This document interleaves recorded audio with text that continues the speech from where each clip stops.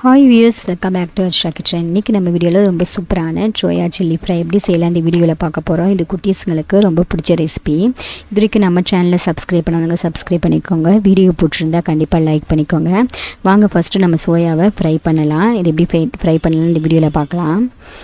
இப்போ நம்ம சோயா நல்லா இந்த மாதிரி குக் பண்ணி எடுத்துக்கணும், வேக வச்சு எடுத்துக்கிட்டு இதை ஈரம் இல்லாமல் நல்லா இந்த மாதிரி சாஃப்ட்னஸாக வரவும் ஈரம் இல்லாமல் பிழிஞ்சு ஒரு தட்டில் நம்ம ஆட் பண்ணிக்கலாம்.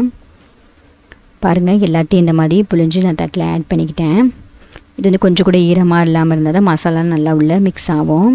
இப்போ இதுக்கு தேவையான மசாலா நம்ம சேர்க்க ஆரம்பிக்கலாம். 1 ஸ்பூன் அளவு சில்லி பவுட்ரு, தேவையான அளவு உப்பு, 2 ஸ்பூன் அளவு நான் மைதா மாவை ஆட் பண்ணியிருக்கேன். இது நம்ம ஃப்ரை பண்ணுறதுக்கு மைதா மாவிட்டு ஃப்ரை பண்ணிங்கன்னா ரொம்ப டேஸ்ட்டாக இருக்கும். இப்போது 1 ஸ்பூன் அளவு, 1/2 ஸ்பூன் அளவு கரம் மசாலா பொடி ஆட் பண்ணிக்கிறேன். 1/2 ஸ்பூன் அளவு இஞ்சி பூண்டு பேஸ்ட் ஆட் பண்ணிக்கிறேன். இப்போ இது எல்லாத்தையும் நம்ம நல்லா மிக்ஸ் பண்ணி எடுத்துக்கலாம். நம்மளுக்கு தண்ணி தேவைப்பட்டதுன்னா கொஞ்சம் கொஞ்சமாக தண்ணி ஆட் பண்ணிவிட்டு இது நல்லா மிக்ஸ் பண்ணி எடுத்துக்கலாம். நம்ம இப்போ எல்லா மீன் மேக்கரையும் நல்லா மிக்ஸ் பண்ணியாச்சு. இப்போ நம்ம இதை ஒரு 1 மினிட்ஸ் அப்படியே வச்சுட்டு நம்ம எண்ணெய் நல்லா சூடாகவும் இது இந்த மாதிரி ஒன்று ஒன்றா போட்டு நம்ம ஃப்ரை பண்ணி எடுத்துக்கலாம்.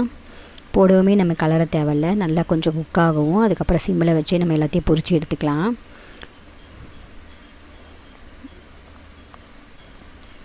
இப்போது நான் பாதி போட்டு பொரித்து எடுத்துட்டேன். ஒரு சைடு குக்காகவும் மறு சைடு இந்த மாதிரி பெரட்டி போட்டு நம்ம எடுத்துக்கலாம். இப்போ எல்லா மீன் மிக்கரும் ஃப்ரை ஆகிடுச்சு. இதே மாதிரி எல்லாத்தையும் நம்ம ஃப்ரை பண்ணி எடுத்துக்கலாம். பாருங்கள், இப்போ எல்லாத்தையும் நான் ஃப்ரை பண்ணி எடுத்தாச்சு.